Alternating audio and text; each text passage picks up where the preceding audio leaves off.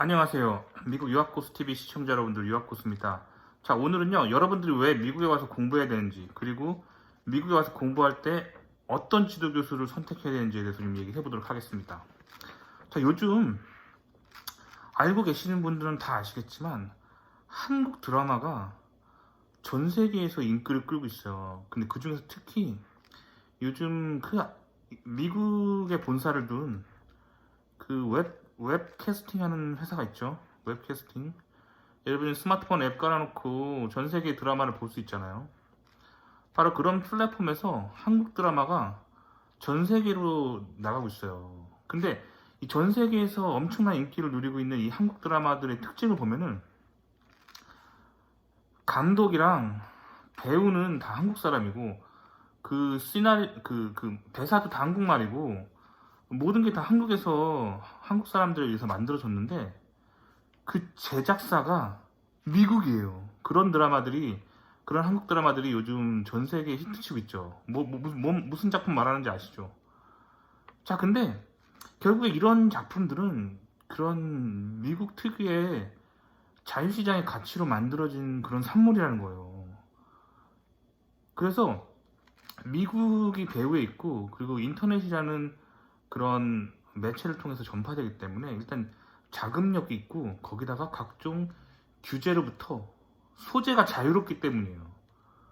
그래서 누군가 막 꼰대질하면서 간섭하는 게 아니라 그냥 한국 사람들의 끼를 발휘할 수 있도록 자유롭게 내버려 두고 뒤에서 막대한 자금력을 불어넣어 주니까 이게 정말 세계적인 명작이 탄생하는 거예요.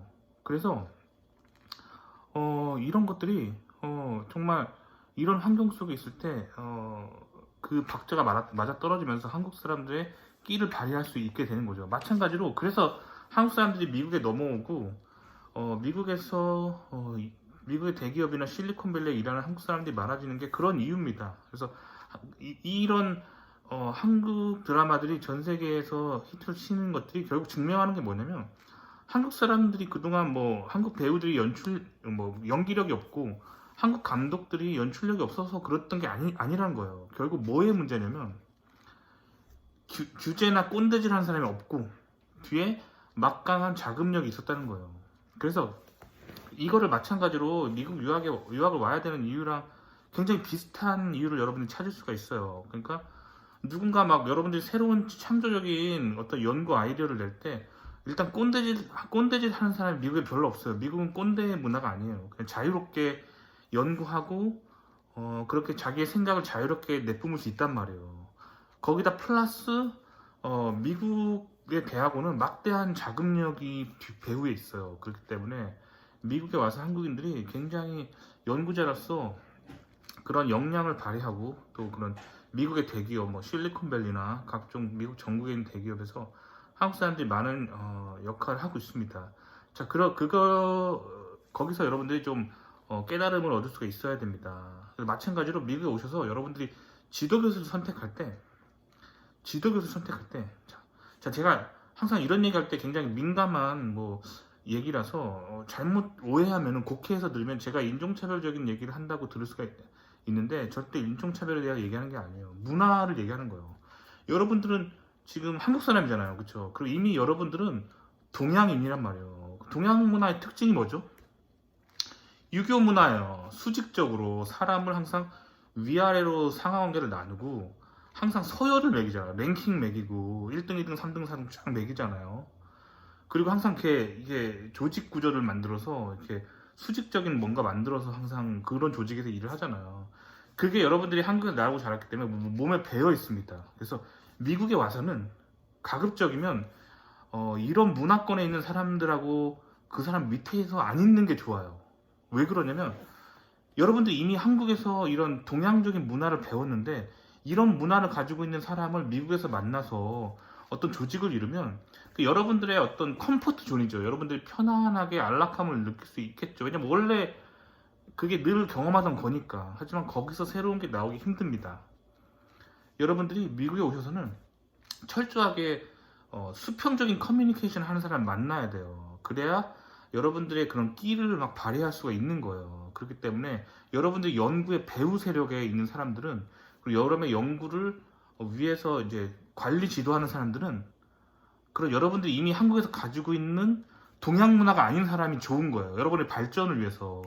무슨 말인지 알겠죠? 문화적인 그런 발전을 위해서 동양적이지 않은 게 좋은 거예요. 그래서 저는 기본적으로 뭔가 인종차별적이어서 그런 게 아니라, 제가 이미 동양에서 동양 문화를 이미 알고 있기 때문에 여기서 벗어나려고 하는 거예요. 그리고 세계로 나가기 위해서 저는 항상 제가 같이 일하는 조직이나 어떤 뭐 상사나 뭐 이런 사람을 선택할 때 주로 서구권의 사람들, 즉 수평적인 서구권 특유의 수평적 커뮤니케이션 하는 사람을 선택하려고 노력합니다. 자, 그럴 때 어떤 일이 발생하냐면, 여러분들이 가지고 있는 끼, 그거를 마음껏 발휘할 수가 있는 거예요. 그래서 수직적인 관계가 되면 문제가 뭐냐면, 내가 뭔가 얘기하려 할 때 되게 조심스러워. 아, 이걸 틀렸다가 하면 어떡하지? 이걸 뭐라고 하면 어떡하지? 이거 가지고 꼰대짓 하면 어떡하지? 그 되게 거기 항상 한계가 있어요. 그래서 이 수직적인 문화권에서 온 사람들하고 일할 때는 항상 사람이 눈치를 보게 돼요. 아, 이걸 했을 때 내가 틀렸을 때, 혹은 이걸 늦게 했을 때, 이게 별로 성과가 안 좋을 때 항상 위에서 수직적인 압박이 오는데, 수직적인 어떤 컨트롤이 오고 수직적인 규제와 뭐 이런 게 오는데, 내가 이런 걸로부터 어떤 근원적인 두려움이 있단 말이에요. 왜냐면 이제 동양의 수직 문화권에서 항상 살았기 때문에. 근데 수평적 커뮤니케이션 하는 문화권에 있는 사람들하고 윗사람으로 대하고 있을 때, 나는 이걸로부터 좀 자유하게 돼요. 뭔가 뭐 동대동이니까 내가 뭐 이렇게 얘기했는데 저쪽에서 아이던 띵스 하면서 뭐라 하면, 당신도 아이던 띵스 하면 돼요. 이게 다 동대동인데 왜 이래 하면서 아이던 띵스 하면서 자기의 생각을 자유롭게 과감 없이 표출할 수 있을 때, 거기서 정말 새로운 아이디어가 떠오르거든요. 그래서 여러분들이 미국에서 교수를 선택할 때 수평적 커뮤니케이션 하는 사람들을 꼭 선택했으면 좋겠어요. 그런 문화권에서 온 사람들, 여러분이 이미 가지고 있는 수직 문화권이 아닌 수평적 커뮤니케이션 할 수 있는 문화권에서 온 사람을 선택할 때 여러분이 발전할 수 있는 거예요. 거기다 플러스로 자금력이 있으면 좋겠죠. 그래서 제가 계속 강조하는 게, 그 영상에서 계속 강조하는 게 이런 내용들이잖아요. 그렇죠? 그게 절대 어떤 뭐 특정 인종에 대해서 뭐 비하하고 특정 인종이 뭐 낫다 이런 얘기를 하는 게 절대 아니에요.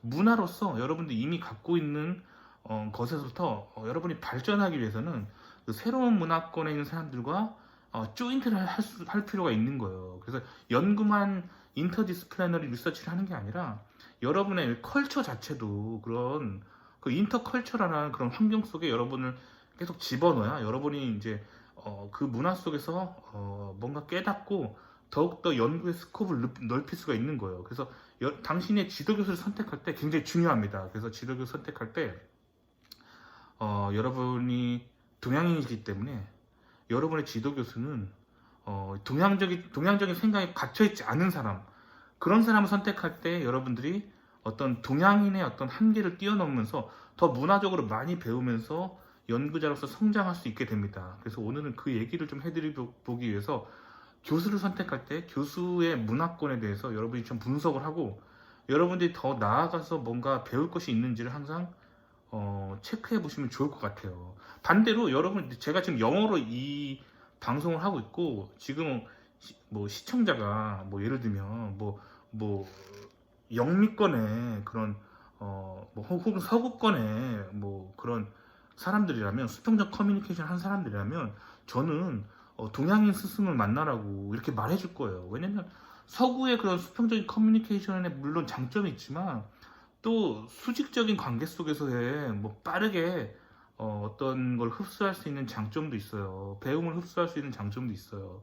그렇기 때문에 저는 서구권의 사람들이 시청자라면 동양인 스승을 만나서 어떤 동양의 세계와 문화를 좀 배워보다라고 말하고 싶어요. 실제로 미국에 좀 잘 나가는 좀 갑부 백인들 있잖아요. 이런 사람들은 자신의 자제를 뭐 그런 동양인 유명한 철학자나 아니면 동양인 유명한 뭐 그런 교수들한테 어떤 문화 교육을 받게 하기도 합니다. 그래서 그들이 그렇게 하는 이유는, 자녀들이 문화의 어떤 그런 인터컬처럴한 환경 속에서 뭔가 이렇게 새로운 거를 배울 수 있다라고 믿기 때문이에요. 그래서 여러분들이 미국에서 만약에 만났을 때 백인인데 이렇게 한문을 읽을 줄 알고, 그리고 뭐 스시를 잘 먹을 줄 알고, 동양 음식에 좀 동양의 어떤 그런 컬처를 좀 이해할 수 있는 사람들 있잖아요.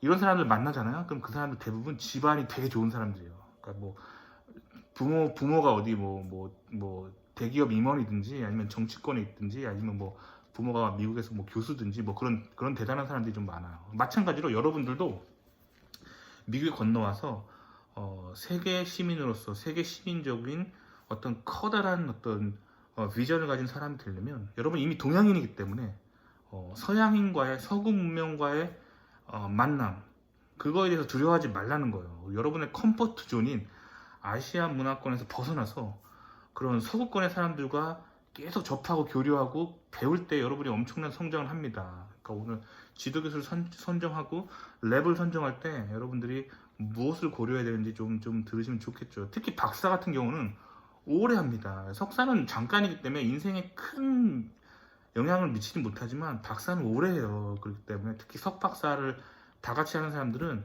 대학원에 되게 오래 있기 때문에 그 과정 속에서 문화적으로 많은 성장을 할 수 있습니다. 그래서 지도교수 선정할 때 여러분들이 이것도 한번 고려해 보셨으면 좋겠다는 생각에 이 영상을 찍게 되었습니다. 도움이 되셨길 바라고요. 좋아요와 구독 눌러주시고요. 다음 시간에 또 뵐게요. 그럼 안녕히 계세요.